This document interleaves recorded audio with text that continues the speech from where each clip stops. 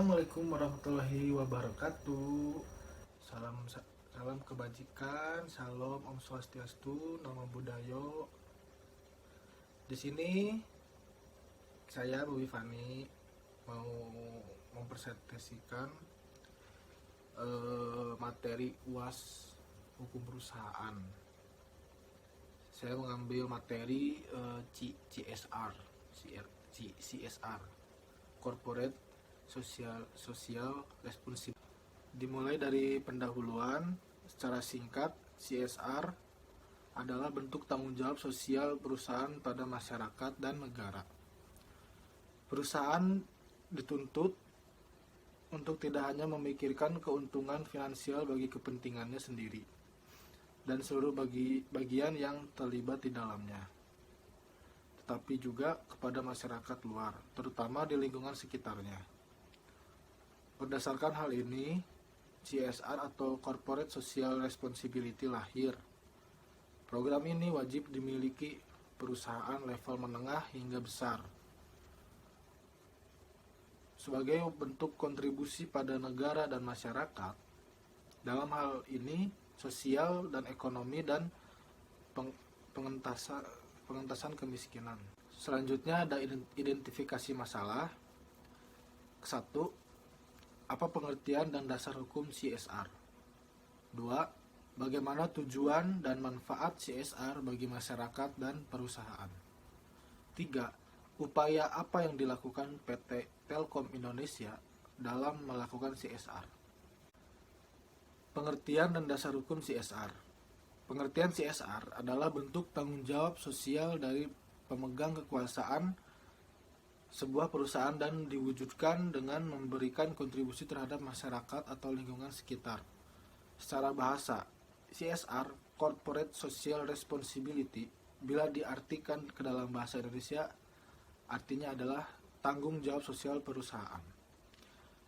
Di sini ada dasar hukum dari CSR. 1. Undang-Undang Nomor 40 Tahun 2007 tentang tentang perseroan terbatas terdapat pada pasal 74. Nomor 2, Undang-Undang Nomor 32 Tahun 2009 tentang perlindungan dan pengelolaan lingkungan hidup terdapat pada pasal 68. Dan nomor 3, Undang-Undang Nomor 25 Tahun 2007 tentang penanaman modal terdapat pada pasal 15 huruf B, pasal 16 dan pasal 34 ayat 3. Selanjutnya ada tujuan dan manfaat. Tujuan CSR. Ada 6 poin dari tujuan CSR. Yang pertama, memberikan kontribusi terhadap pengembangan lingkungan dan masyarakat sekitar. 2. Menjaring sumber daya manusia yang berkualitas dan potensial. 3. Mengurangi resiko terjadinya korupsi dan kerugian. 4. Membedakan perusahaan dengan pesaing. 5. Menjalin hubungan yang baik dengan masyarakat di luar perusahaan, mengurangi jumlah pajak yang harus dibayar. Dan yang keenam, menjalin hubungan baik dengan para pemegang kepentingan di luar perusahaan. Dan di sini ada manfaat CSR. Manfaat CSR ada 2, yaitu 1. Manfaat CSR bagi masyarakat. Masyarakat atau lingkungan yang menjadi target pelaksanaan CSR dari perusahaan akan menerima banyak manfaat, seperti peningkatan taraf ekonomi masyarakat, perbaikan tingkat pendidikan, dan peningkatan kesejahteraan dan kualitas hidup. Yang poin 2, manfaat CSR bagi perusahaan. Jika dirancang dengan baik, pelaksanaan program CSR bisa memberikan manfaat kepada perusahaan, baik secara langsung maupun tidak sebagai berikut. Di sini ada 4 poin. Poin A, memperluas akses terhadap sumber daya. B. Memperluas akses terhadap pasar. C. Mengurangi pengeluaran. D. Mendapatkan penghargaan. Selanjutnya, C. Upaya PT Telkom Indonesia dalam melakukan CSR. PT Telkom Indonesia Persero Tbk Telkom adalah badan usaha milik negara BUMN yang bergerak di bidang jasa layanan teknologi informasi dan komunikasi dan jaringan telekomunikasi di Indonesia.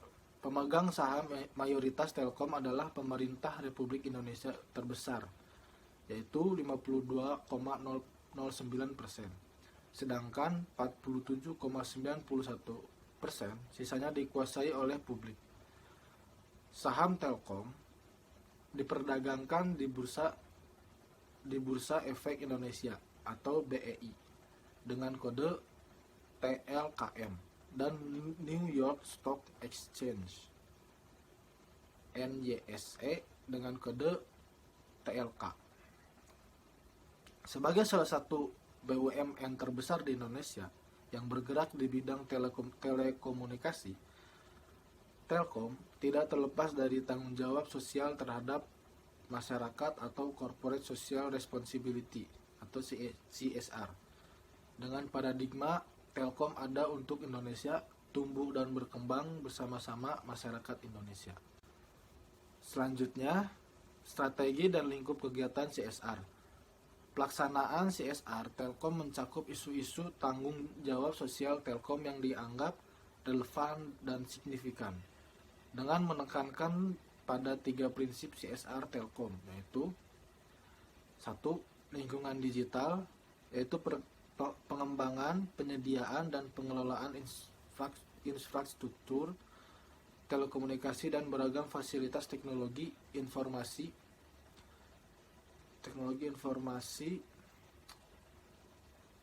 dan komunikasi untuk mendukung dan menghubungkan seluruh aktivitas masyarakat, termasuk aktivitas pelestarian lingkungan hidup. 2. Masyarakat digital, yaitu mendukung pemberdayaan komunitas melalui edukasi tentang pemanfaatan TIK secara optimal untuk memudahkan aktivitas kehidupan masyarakat sehari-hari. 3.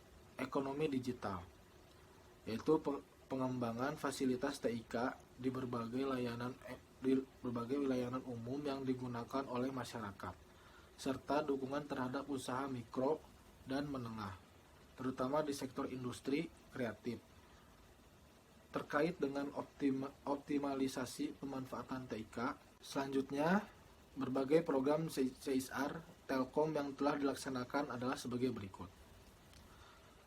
1. Indonesia Digital Learning atau IDL. Digital Learning atau IDL 2016 adalah sebuah program tahunan yang merupakan komitmen Telkom Indonesia di bidang pendidikan dengan upaya pelatihan guru-guru di bidang digital guna mewujudkan pembelajaran berbasis digital di sekolah sehingga terbentuk digital society di kalangan guru. Dan yang poin 2, pustaka digital. Pustaka digital atau PADI merupakan hasil sinergi BUMN Telkom dan Balai Pustaka yang diimplementasikan dengan menghadirkan 1000 Digital Learning Corner di 1000 plaza yang tersebar di seluruh Indonesia. Melalui kehadiran PADI dapat mempermudah masyarakat khususnya para pelajar untuk mengakses buku-buku secara online. Dan poin terakhir 3, Socio Digi Leaders. Socio Digi Leaders merupakan kompetisi ide kreatif yang bermanfaat sebesar-besarnya untuk lingkungan sosial. Ide dapat berupa bidang sosial, hukum, lingkungan, human resources, teknologi, bisnis, produk, pengembangan sistem ataupun ide aplikasi. Dan yang terakhir ada kesimpulan dan saran.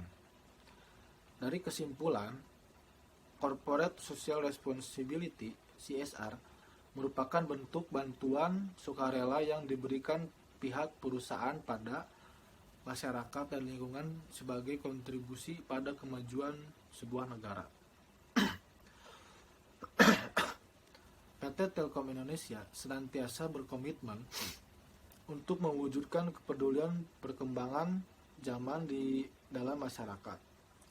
Adanya Corporate Social Responsibility (CSR), PT Telkom Indonesia melakukan berbagai program, yaitu Indonesia Digital Learning atau IDL, Pustaka Digital, dan Sosio Digi Leaders. Dari saran untuk PT Telkom Indonesia yaitu harus terus jalankan dan kembangkan program-program digital bagi masyarakat. Mengingat zaman semakin maju dan masyarakat sangat membutuhkan sosialisasi dan edukasi tentang digital. Sekian pemaparan dari saya. Mohon maaf jika ada kekurangan atau kesalahan. Wabillahi taufiq wal hidayah. Assalamualaikum warahmatullahi wabarakatuh.